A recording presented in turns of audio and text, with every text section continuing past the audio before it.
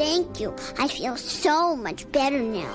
I do too, after getting some much needed rest. I love doing these so much. Oh my gosh. So where we left off, they had the log right across or in the middle of that chasm thing, and the other dinosaurs upon them. Sorry if I sound really tired. I just woke up. But I've been holding this off long enough, so let's get into it. One thing that was hilarious, remember I was talking about the hole and how physics change in this? This is the hole that Ducky just came out of. Look how small Ducky is, and look how small this hole is. Does it seem as though Sarah, Spike, and Littlefoot could fit through there? Look how big it is right there.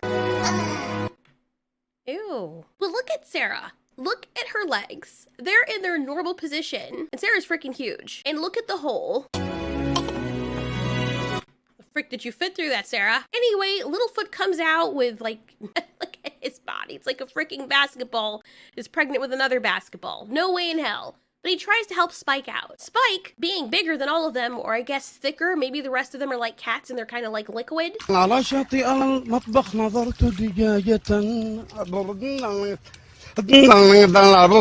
course, surely enough, Spike gets stuck. Right at that time, this freaking asshole is like, let me sneak up on you guys and take my time. And as the Allosaurus is coming over, what's funny is that everyone else starts freaking out and encouraging them. Look at Ducky's face.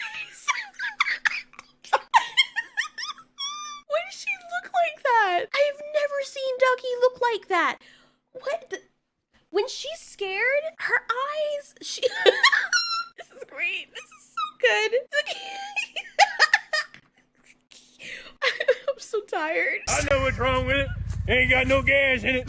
So then Spike is just, he's legitimately stuck. I can't even blame the dude. First of all, none of them who were over the size of Ducky, the twins were just barely skirting it, but nobody bigger than the twins should have made it out of that hole, first of all. It feels like physics toggled back on the minute Spike decided to go out there, and he was like 85% through. So the stupid ass thing comes up and it's like, ooh, stops right there. And it's like, oh dear, I stopped walking because I can see that you're stuck. You're not running for some reason. I can't advance until you like run away. So I'm gonna just roar. So Littlefoot's the only one on this log trying to help Spike. You think that because of the first movie, with how Petrie was very helpful, that, he'd come over and help them while Spike is stuck. Littlefoot is holding on to Spike's beak and trying to pull him out, which doesn't make sense. Every other time, every other movie where someone is stuck or someone needs help, what do the dinosaurs do? They turn around and give him their tail. He'd done that before, but he chooses the most inefficient way at that time to pull Spike out when he could have just turned around and said, grab my tail, like he did with every other movie. There was never a time I've seen Littlefoot go and say, you know what? I need to help you get out of that tar, or I need you to hold on so you don't fall. Here, let me fucking bite your mouth. Like, that has never been a thing that Littlefoot does. He's always said, grab my tail, or put his tail there and pull, because that's the greatest way you can have leverage. Stupid ass. So then, okay, Petrie comes over, and you think, okay, he's gonna help to distract the sharp tooth, right? Because, need I remind you, because a lot of people here, surprisingly, did not watch the first, sorry, oh God, keep it together. Some of you didn't watch the first movie, Nespa? So in the first movie, Petrie was very cowardly, very, very cowardly, like he is now. And near the end, he loved his friends so much. He has a special bond with Ducky. Maybe they're dating, I don't know. I don't care. But the moment he could fly, he's been flying for a while in these movies, but he just learned to fly in that movie. I'm flying. I liked his voice. I don't know if it's the same voice actor, but his voice was also much more, what's the word without y'all accusing you of being a furry? Attractive, I guess. It was more pleasing. He sounded like he was annoying as a character, but I didn't really hate him in the first movie. I liked him in the first movie. I mean, he wasn't my favorite character, but he was tolerable. He was scared and act like a freaking coward, but I could understand it. It made more sense in the first movie. Look at Spike. Oh God, okay. But yeah, I liked in the first movie, and his voice also sounded cute. It did. That was what I was looking for. Sounded cute. I could see Ducky having a crush on him because it's so obvious that she did in the first movie. She didn't dote over everybody else, not even her little brother the way she did Petrie. Ducky is crying for help around this time, right? She was saying, help me! Petrie just learned... Okay. Not even like 3 seconds passed by. Maybe 5 after Petrie just learned to fly. Accidentally, by the way.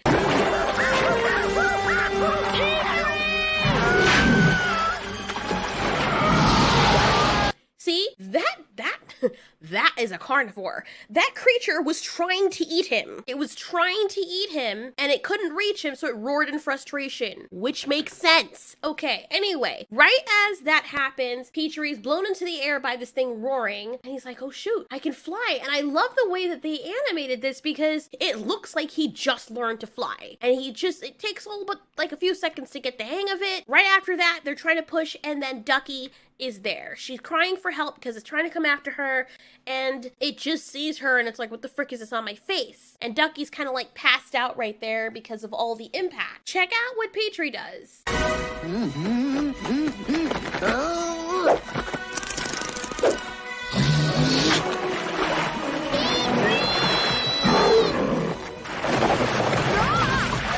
Now you can see Petrie in the right-hand corner. Bing, chilling. Sorry, that was cringe. As the Sharptooth jumped up, he momentarily lost his grip. This thing is trying to go after his friends. Does he stay away and try to help them push the rock? No. This is what Petrie does.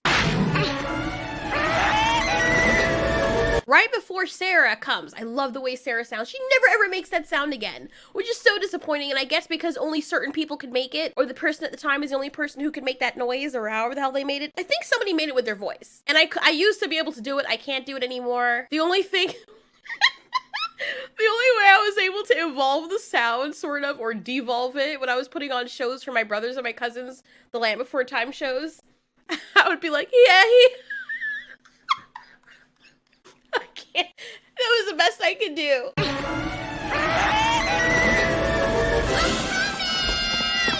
I love her. Oh my god, this movie. Every time I watch this movie, it's like I'm watching it for the first time. I will never, ever love another Land Before Time more than I love the original Land Before Time. Like, the first one that I saw was Land Before Time 2. And then I found out, oh, there's a first one, because this is 2. Where's the first one? And then my mom, you know, as a gift, bought me the first one. She found it, and she bought it. And I was like, ooh, this is amazing. And I watched this, and I was like, damn! These movies are like night and day, even though I like the second one. Night and day difference. And for me, even growing up as a young child, like 5, 6, 7, I love dark stuff. I loved realism. It made it easier for me to swallow when I see my cartoon characters facing real danger and having real emotions and reactions. I didn't even notice at first, I didn't even notice that Ducky had been here the whole time.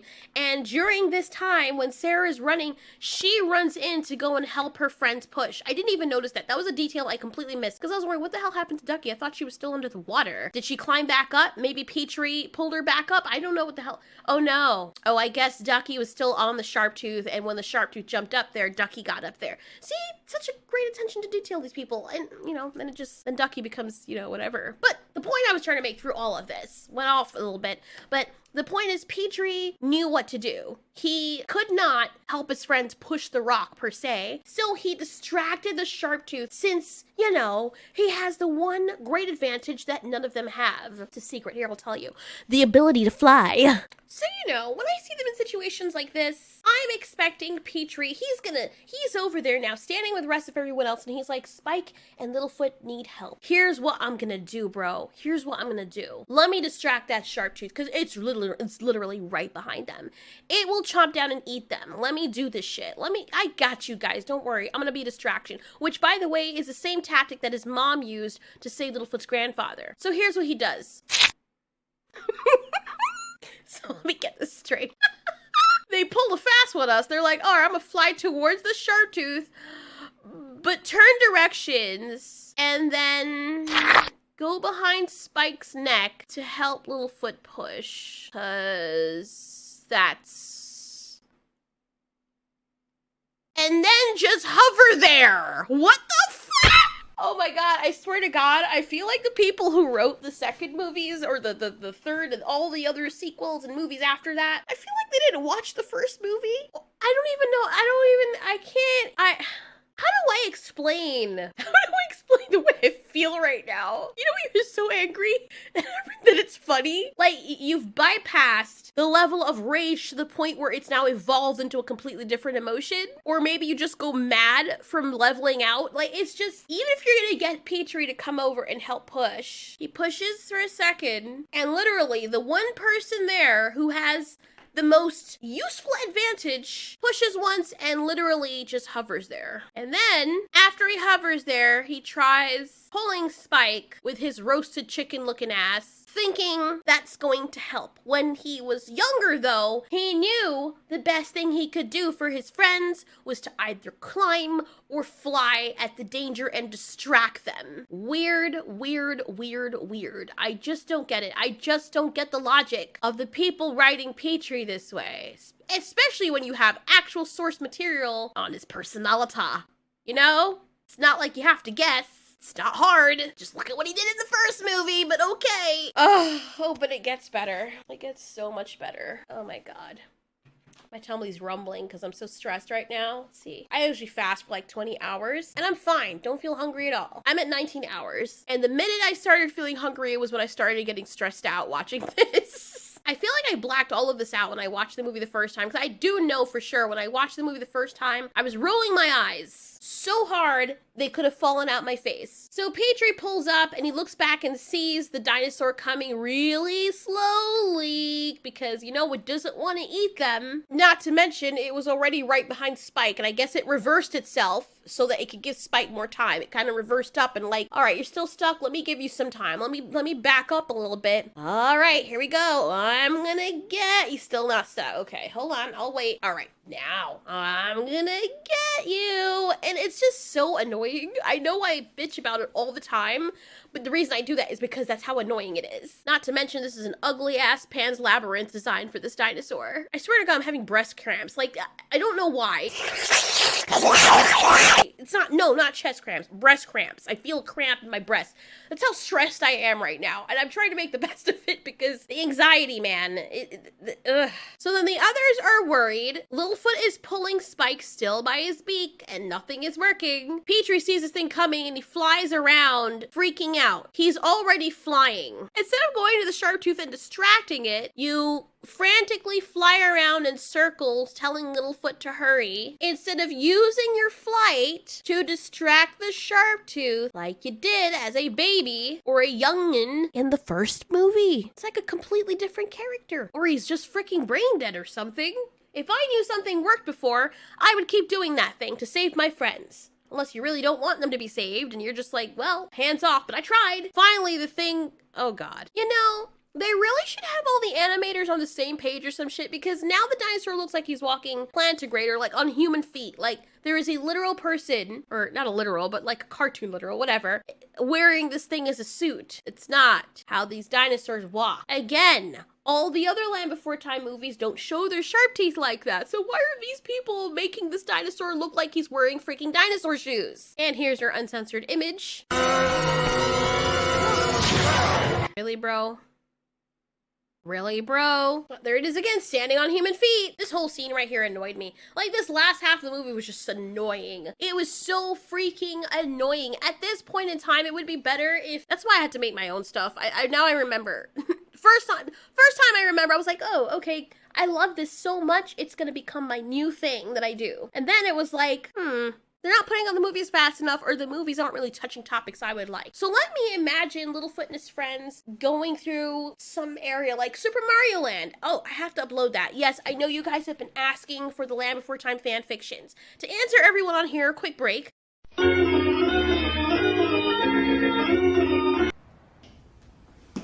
To answer everyone on here, so I don't have to go comment after comment, the fan fictions that I have are, maybe I have like 5 to 10 stories that are fan fictions, and they were ongoing stuff because they were imaginary friends, so it was like a script of me and them. But all the others are audio dramas, because I just started having too many stories in my head, and the quickest way to put them out was to record them on my little recorder thing. So I actually have a lot of Land Before Time shows. Audio dramas, that's what I mean by that. Shows not like visual, but audio dramas, like I do with the Monsterverse universe adventures with Littlefoot and his friends having adventures, and they were on an older platform, or well, YouTube, but an older channel that I had made just for those things. And they got buried because no one found them, but there was some deep dark stuff. There was Allie, the one with Allie, some of my friends remember that, and the one with Mario, when Littlefoot and his friends go into Mario World, and that was one of my more recent ones years ago, and they just have all these different adventures, and it's fun. But the one with Allie, it had fun elements, but very creepy. And the reasons why I did those ones, the longest ones, is because I was going to school and I wanted a way to enjoy my work. So I would translate all my notes into adventures for the Land Before Time group. And that's how I ended up doing that. Like the light one, I mean, there's a lot of them. And you get to learn in the meantime. So to answer the question as to where you can find them, none of them are up right now. All of them are taken down because I had planned on putting them up on a new channel or whatever. So I will put those up on Logicolic. I have to find them. They're in my hard drive. Some are in an MP3 player that I don't use anymore. I know they're in the house somewhere, but they're buried. But the two that I'm going to put up in the near future, maybe in like the next week, are the ones that I have done very, very recently, like in the last 2 years. Those ones are different from all the others because there's no narration. All the others have sort of a narration, but it's very dialogue heavy. So sorry to interrupt, but I just wanted to answer that publicly. Anyway, so yeah, we had this stupid dinosaur and Petrie acting stupid because I'm pretty sure that if he had distracted that dinosaur enough, it either would have stopped moving so it didn't fall over, not like it matters because it's standing on freaking human boots, or it would have followed him and trying to eat him and distract him, especially if he tried pulling its eye out like he did in the first movie. So the Allosaurus is like, ooh, let me find you guys and chomp the tree. As a result, the stupid ass falls through because now the log doesn't have any integrity and he falls and Spike just narrowly makes it. And we know that sharp teeth apparently don't die when they fall from large heights. So the friends finally make it home. We got the twins back. And your dad never even knew they ran away. Ran away? Hi, Daddy. How did they not see him? Petrie, you're flying. How did you not see him, Petrie? Seriously, I would have had an intervention. All of them? As Petrie's friends, like, what is the purpose of having you around if you can't even help us? Yeah, of course, Sarah's mad at Littlefoot, and Sarah tries to do some damage control, and she says, yeah, we did, but they didn't go very far, which again, just like all of you pointed out, which I also pointed out in the last video, how did he not know that the twins were, how did she not know that the twins were missing? When all of them had to go back home at the same time. And if she hadn't come back, if she had noticed the twins were missing, because she went to get Littlefoot in the morning time, if she had noticed that the twins were missing, she would not have come back home until she found them, which she didn't.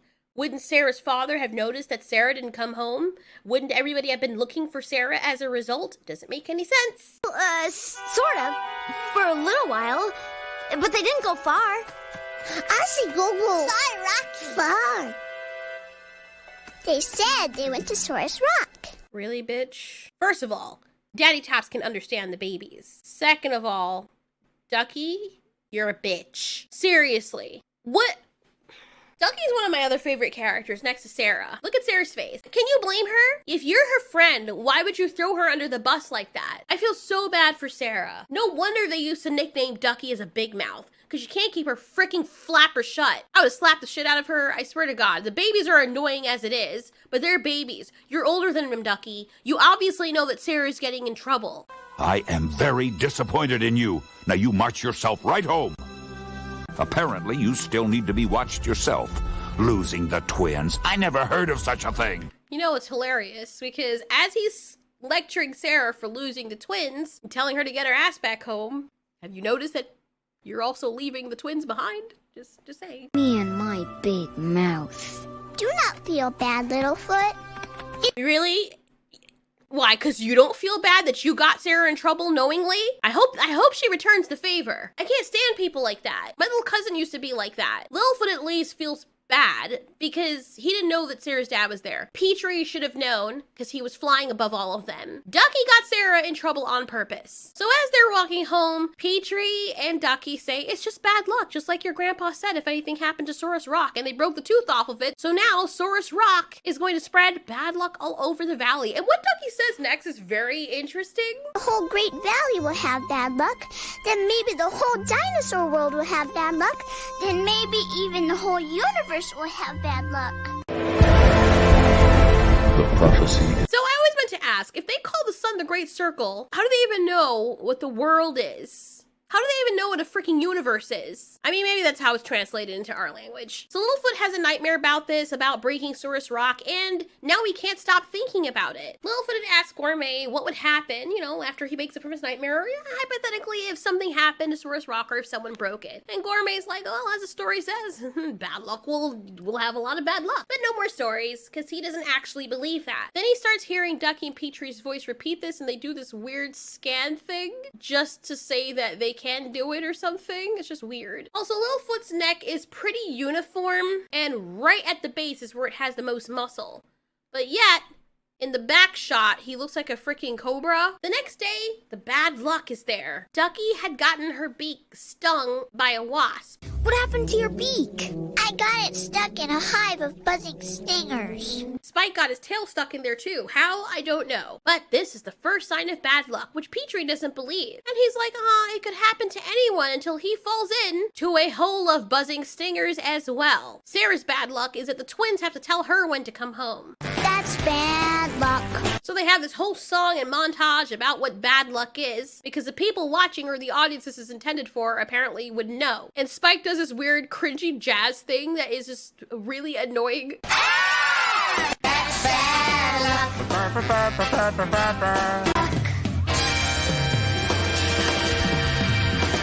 Why is she scowling at Spike like that? Why is she scowling? I don't understand that. Why the frick is she looking at him like that? What did he do? All he was doing was the whole time. Maybe she didn't like it either, because I didn't like it. But seriously, it's like Ducky's a completely different character in this movie. Very highly annoying, on par with Petrie. After the stupid song, the twins call Sarah home, because, you know, they're watching her now, which is so freaking ludicrous. And she ends up tripping over one of them, or two of them. Bitch, the frick you're I'll give you something to laugh at.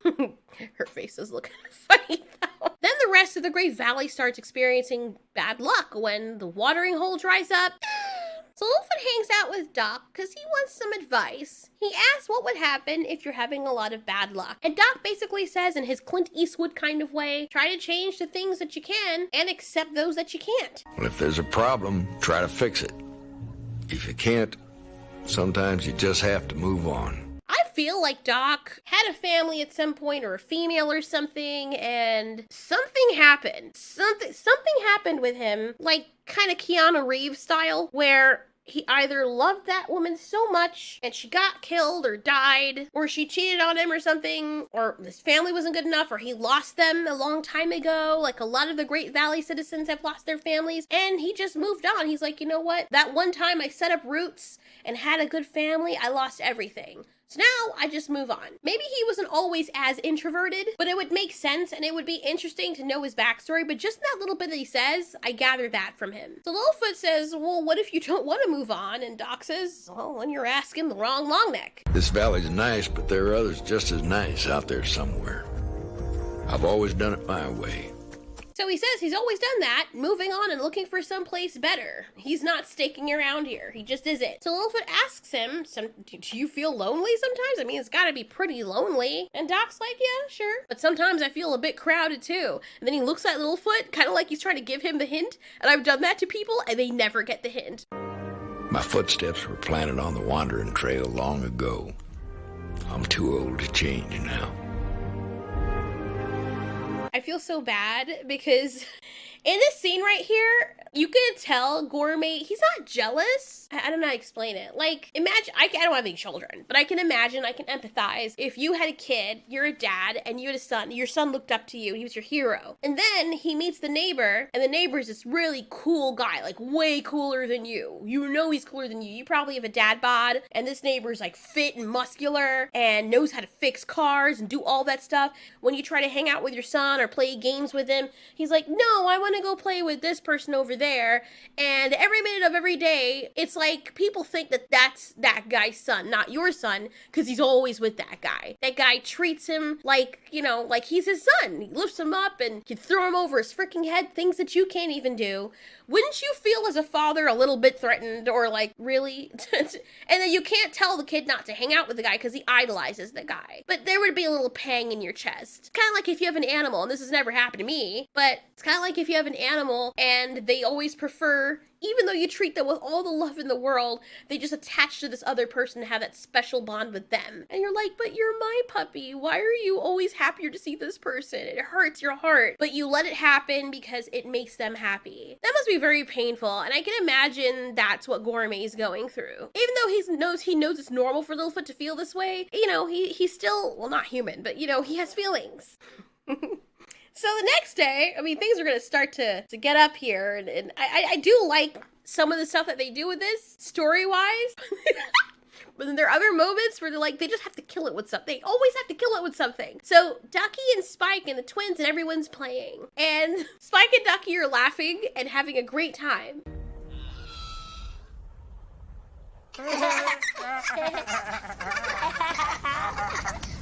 Hold up 1 second. So I know what Spike's voice sounds like. He's the one that sounds like a freaking idiot. Like,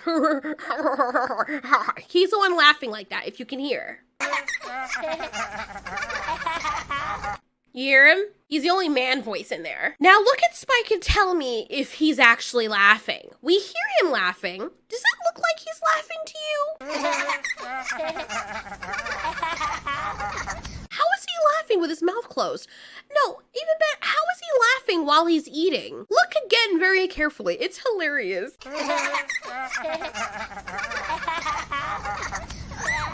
He obviously wasn't laughing. Unless he can laugh while his mouth is closed and while he's eating. While he's like actively chewing. So a wind comes...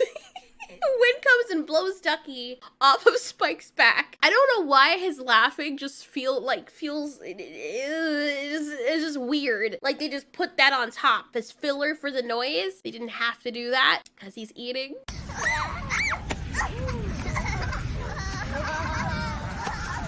What in the ghost house? Okay, let's ignore that. But anyway, the strong winds start happening and everyone's like, what the frick is happening right now? Bad luck across the valley, remember? And then we see for the first time in the Land Before Time franchise, all these dinosaurs running away from a huge storm and Littlefoot's grandfather becoming Usain frickin' Bolt and galloping like a freaking racehorse across the land to try and find Littlefoot. I mean, he's booking it. Sarah ends up saving the twins. And as Gourmet's trying to find Littlefoot, a tornado forms. Littlefoot, where are you? Hang on, kid! Keep your head down! So once again, Doc saves Littlefoot. Littlefoot! Poor Gourmet. Littlefoot! He's like he aged 30 more years. After everyone takes refuge, they go outside when the storm is over. The tornado is over pretty quickly. They're all worried. Gourmet again tries to find Littlefoot. And then he finds out that Doc had protected Littlefoot. Littlefoot is so happy. And so is Gourmet. He profusely thanks Doc again. And this time you could see Gourmet getting kind of annoyed with Doc. And it's kind of hilarious. Then I thank you again. Lucky break. You motherfucker, Littlefoot. You're not to play with this big dick dinosaur anymore. But Grandpa! Meeker comes out to meet them and is happy they're all safe. And then everything goes to crap. After the tornado, everyone is helping to pick up. And while they are, Mario Tops is like, have you noticed that all of this started happening since that old guy came into the valley? Gourmet's like, what do you mean? And he's like, all this bad luck started happening right around the time he got here. And while that is irrational because it's like, okay, someone can't cause that to happen, I can understand in their minds why they would think that. But it's easier to pin it on someone that you don't like. It is, though, kind of cute to see that Mario Tops is conspiring with Gourmet because they are still residents, and even though he still has a little bit of prejudice towards longnecks, it's like Gourmet and him are close enough that he now sees him more as a neighbor than just some longneck. I know, but it seems to me that we've suffered more than our share of misfortunes since a certain stranger came to the valley. So Gourmet's like, I don't know, man. But then I guess somebody else was listening into their conversation because Gourmet's mad loud. Littlefoot also hears this, and everybody else comes in and they're like, I agree with Mr. Three-Horn. That guy brought bad luck. And that's just how some of these small town people are. Littlefoot overhears this and becomes triggered. Understand me, Longneck. I'm not saying anything against the fellow. He may be quite fine in his own way. So Mr. Tops is like, look, I understand. I know he saved Littlefoot and he might be a fine guy, but... And then Littlefoot cuts in with his triggerisms because he really likes Doc. And I can understand where Littlefoot's coming from because it's like, okay, this guy didn't do anything to any of you and you're just descending on him for no reason. Apparently he saved your boy and... That's right, he did. Littlefoot? Doc did save my life. He's a real-life hero. The only one I ever met. Damn. His grandpa. His grandpa. And his mother who sacrificed her life to save him.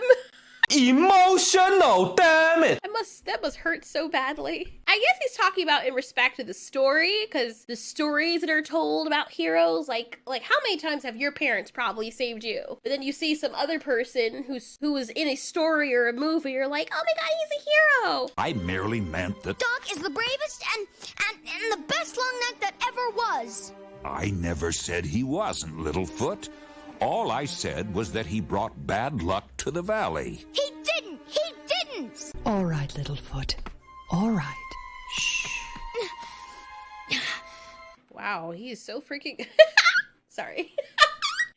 I think he's messed up because he doesn't want Doc to leave, and he knows that he's the one that broke Saurus Rock, so he's probably feeling a lot of guilt. But that's not the part that's funny to me. That's not the part that drove me up the wall. Let's look at this again, right? His grandma's comforting him. Shh.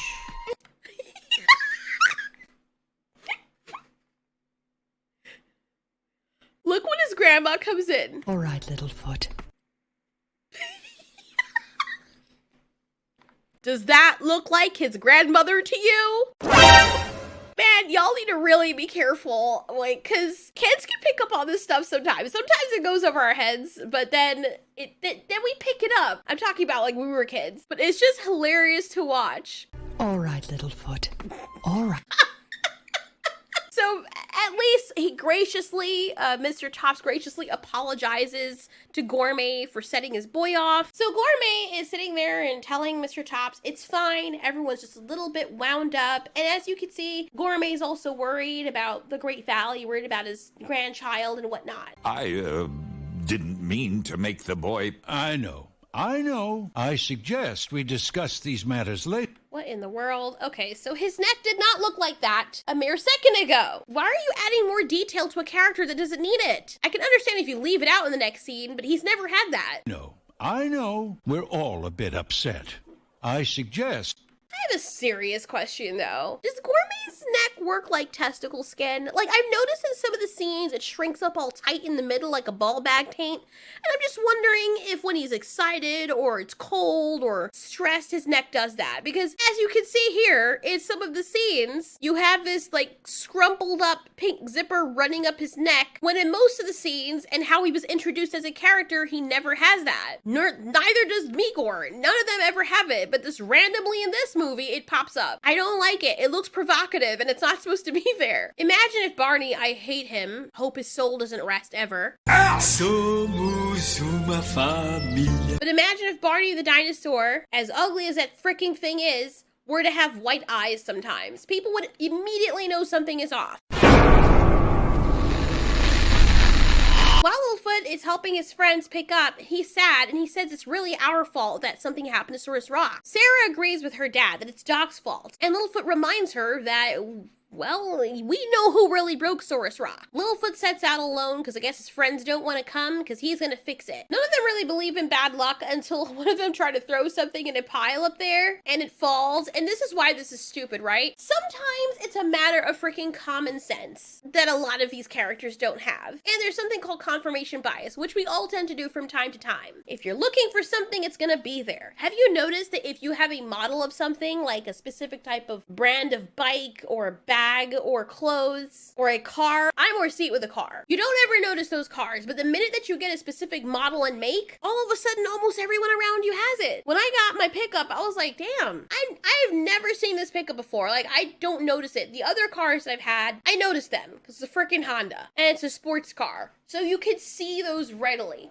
And it was kind of common back then. When I started driving mine around, I started seeing a whole bunch of them on the road. And I've never seen the other cars I get, never seen anybody with those cars. Or if you do, it's very rare. Or you just don't notice them. Then the moment you get that brand of car, you start noticing those all around. Oh, there's another one like my car. It's not weird. That's just how our brains work. So for the kids, they do certain stuff and they're like, oh, that must be bad luck. Oh, I didn't wear shoes to walk on the lava, so my foot got burned off to the bone. Bad luck. Ooh, I went in and tried to kiss that child, you know, with my mouth open.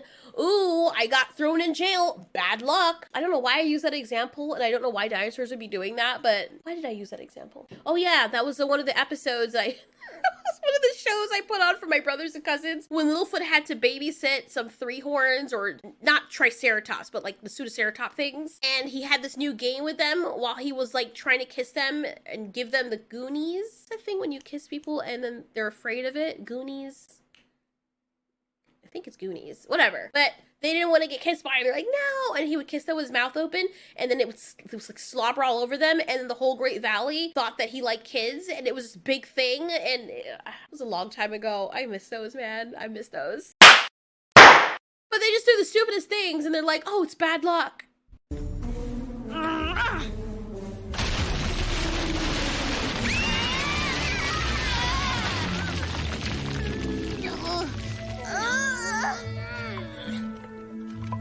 Petrie, believe.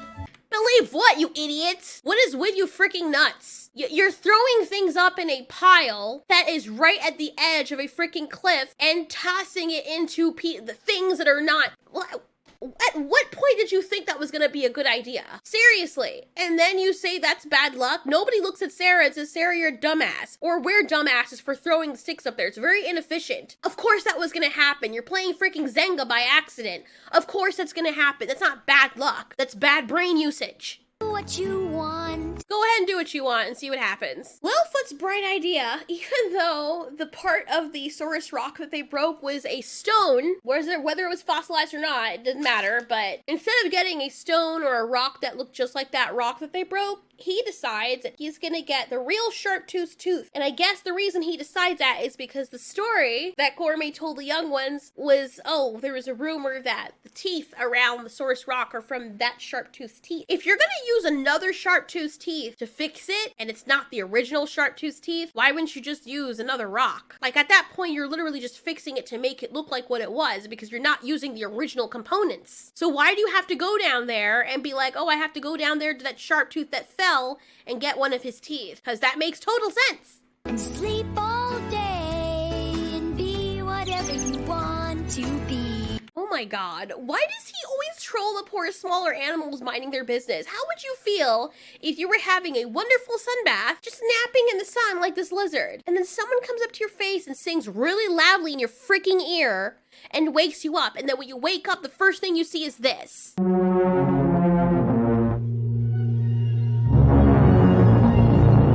That's probably what this poor lizard was going through. And he's just sitting there like a freaking creep. The creature is sleeping. Look at his freaking face. You probably killed him when he ran off screen of a freaking heart attack, you damn idiots. Ew. Nobody wants to see your face, Littlefoot, first time they wake up. Your frickin' receding hairline ass, Cotton-Eye Joe looking Five Nights at Freddy's spider eyelash looking ass. So the other thing that annoyed the hell out of me is he's going right back to where he was. He's heading back in the direction of Saurus Rock because they had to pass through this area where the log had fallen for them to get to the other side. However, I know you guys probably see this now too. Turns out that there was a neat little convenient staircase there the whole time that they could have walked down to get down there and up the other side, you know, without risking killing themselves. I mean, you could say there's probably not a staircase on the other side, but there wasn't one on this side either from what we could see, and now all of a sudden it's there. Because you see, I remember, this is exactly the spot where the tree was and where the sharp tooth fell. And when it was tossing the tree, I don't know about you, but as the tree fell, I didn't see any makeshift staircases on the other side. And we know this is the exact location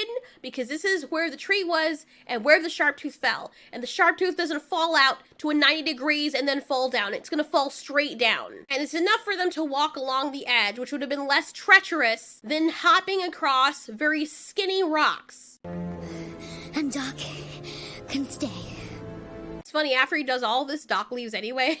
So while that's happening, Doc is leaving. He's telling him, yeah, I gotta go. And Gourmet's like, really? Yep, I told you, I don't stay in one place for very long.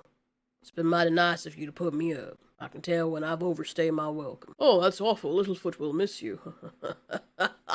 Sayonara, sucker!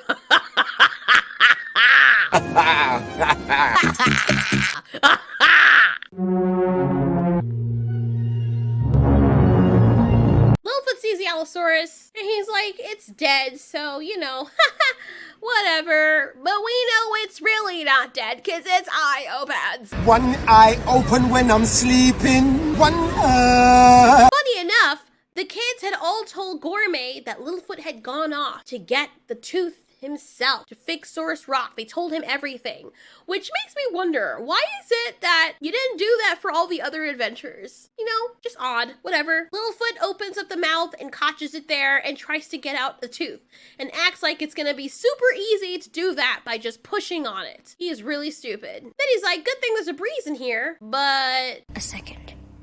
I'm inside a dead shark tooth. Why would there be a breeze? Unless it's breathing. But if it's breathing, then that means it's alive!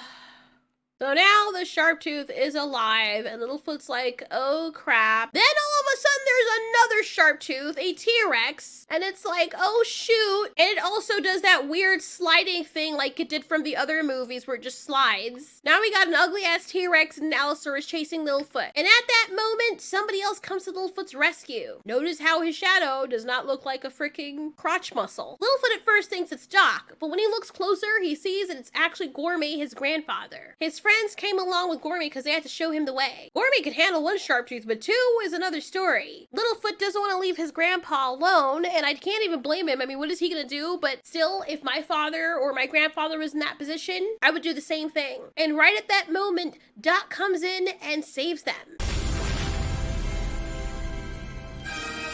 Doc! Why do they always do that? Maybe they're trying to emulate like the Western movies, like, look, establishing shot of new character introduction. Rotate 35 degrees, zoom in quick. Now that Doc is here, Gourmet and Doc work together. I said Gourmet's head looks like a mallet, and that's exactly how he uses it. Now 2 long necks against 2 sharp teeth. And then they say it's a good thing sharp teeth aren't very smart, and they quickly make quick work of killing these sharp teeth. I don't know why rocks falling on them would kill them, but them falling from ridiculous heights that their bones should have been crushed, their neck should have been snapped, they're perfectly fine and able to get up and walk without a limp or a scratch.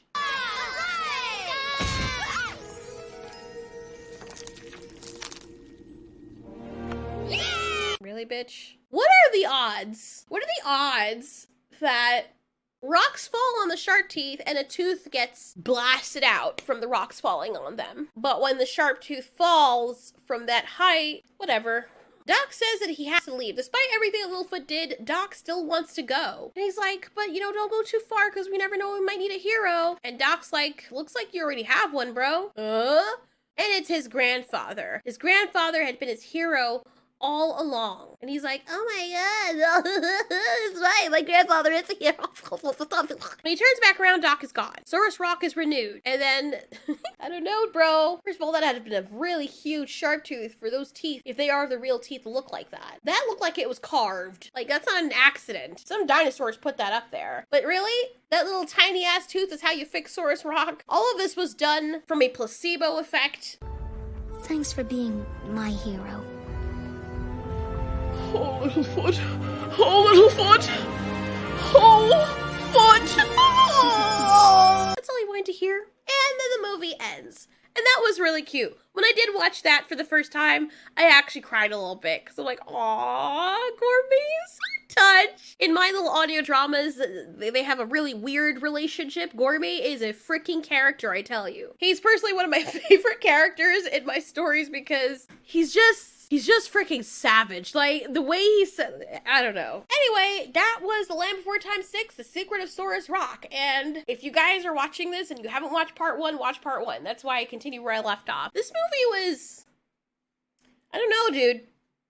Like, the very last part of it wasn't horrible, but I can honestly say that I still like the movie. Okay, like is not the right word. I'm loyal to the franchise, but I am very highly aware that they suck. I know these movies are probably for babies, but I don't know why they made them so freaking babyfied to the point where they are almost comedic in how ridiculous they are. And maybe that was by design, who knows? It's still fun to poke fun at them, even though I like them. Anyways, this little doodle is called Everything the Seuss Touches, like Dr. Seuss, because I don't know what I was trying to make. That's what ended up coming out. They're not lions, they're not dogs, they're not bunnies, they're just these weird things. And it kind of puts me in mind of Mufasa and Simba, and this older male is teaching this younger male or female that, you know, everything the light touches or the Seuss touches is going to be your kingdom.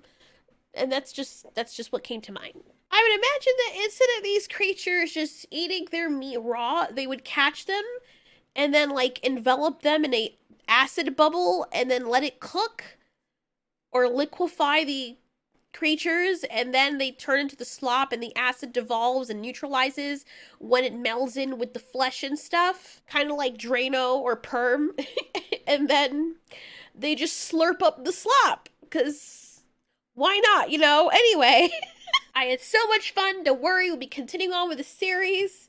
Thanks so much for watching. This has been Ultiori. You ask, we answer. Don't know why I'm laughing.